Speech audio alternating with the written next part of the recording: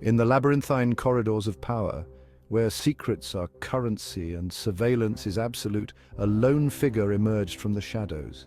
This individual, driven by conscience and armed with a trove of classified documents, would soon send shockwaves across the globe, exposing the extraordinary reach of government espionage in the digital age.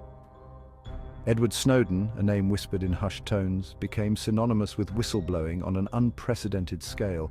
Before his rise to infamy, Snowden was employed for less than a year in 2005 as a security guard at the University of Maryland Center for Advanced Study of Language, a research center sponsored by the NSA. According to the university, this is not a classified facility, though it is heavily guarded. His actions ignited a fierce debate about the balance between national security and individual privacy, a debate that continues to rage today.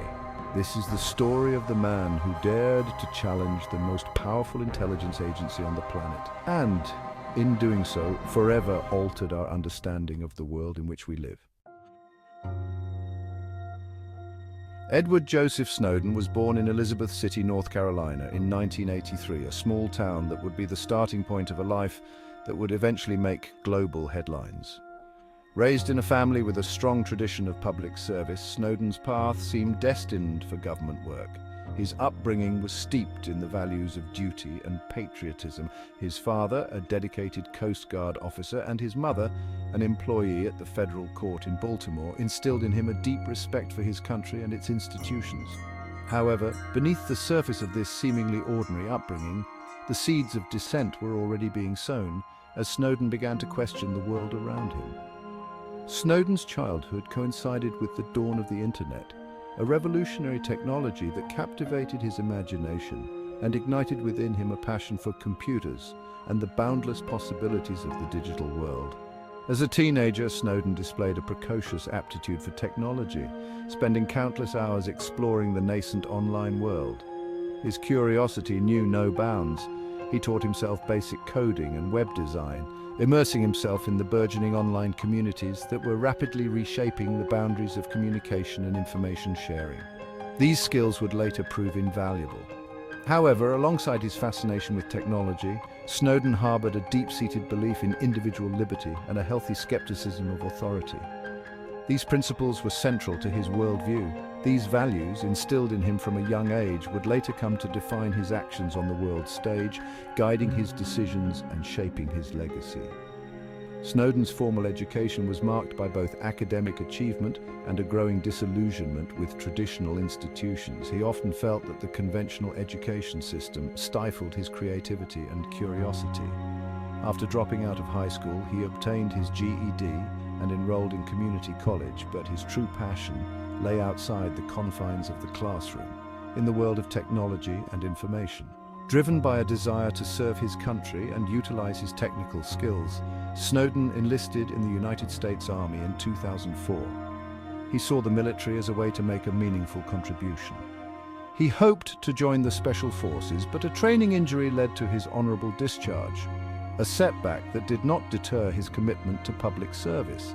Undeterred, Snowden's commitment to public service remained unwavering, leading him to accept a position as a security guard with the NSA, a fateful decision that would set in motion a chain of events with far-reaching consequences, forever altering the course of his life and history.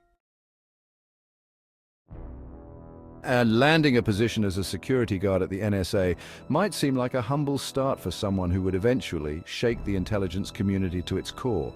But for Edward Snowden, it was a foot in the door, a crucial first step in a journey that would change the world. This seemingly mundane job provided him with a glimpse into the inner workings of the agency, a glimpse that would both intrigue and unsettle him, sparking a curiosity that would not be easily satisfied. As he gained access to more sensitive information and climbed the ranks within the NSA, Snowden's initial fascination with the agency's technological prowess gradually gave way to a growing unease about the true extent of its surveillance activities. What Snowden discovered during his time at the NSA was nothing short of staggering. The agency, operating under a veil of secrecy and with minimal oversight, had amassed an unprecedented capability to monitor the communications of people around the world. Codenamed PRISM, one of the programs Snowden would later expose, allowed the NSA to tap directly into the servers of major tech companies like Google, Facebook, and Microsoft, gaining access to a treasure trove of personal data, including emails, messages, and even video calls. Another program, known as Upstream, involved the interception of data as it flowed across the internet backbone, scooping up vast quantities of information, much of it belonging to innocent individuals with no connection to terrorism or criminal activity. The sheer scale of these programs was breathtaking, but even more disturbing was the apparent lack of oversight and the cavalier attitude towards the privacy rights of ordinary citizens. Snowden witnessed firsthand how easily analysts could access the personal data of anyone, anywhere in the world, with little to no justification. He saw how the agency exploited legal loopholes and stretched the limits of its authority to justify the mass collection of data, often with the tacit approval of politicians and tech companies who seemed more interested in their own agendas than in protecting individual privacy. The more Snowden learned, the more convinced he became that the NSA had become a runaway train, its unchecked power posing a grave threat to the very foundations of freedom and democracy, a threat that could not be ignored.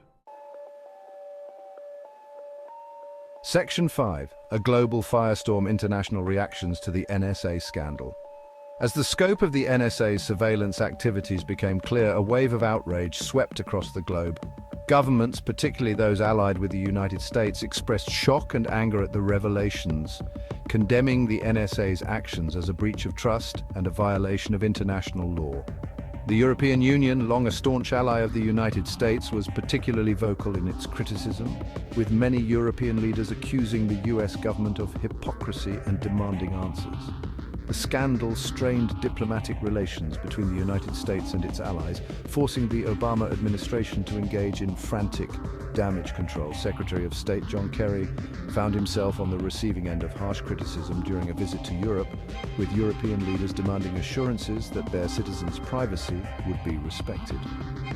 The revelations also provided ammunition to adversaries of the United States, who seized on the scandal to portray the US government as hypocritical and untrustworthy.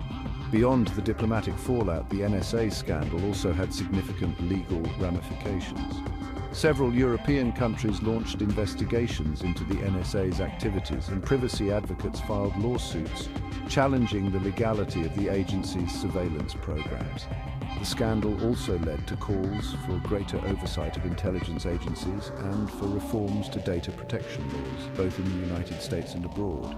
The global reaction to Snowden's revelations underscored the profound impact of his actions, demonstrating that the debate over surveillance and privacy transcended national borders and had become a defining issue of the digital age.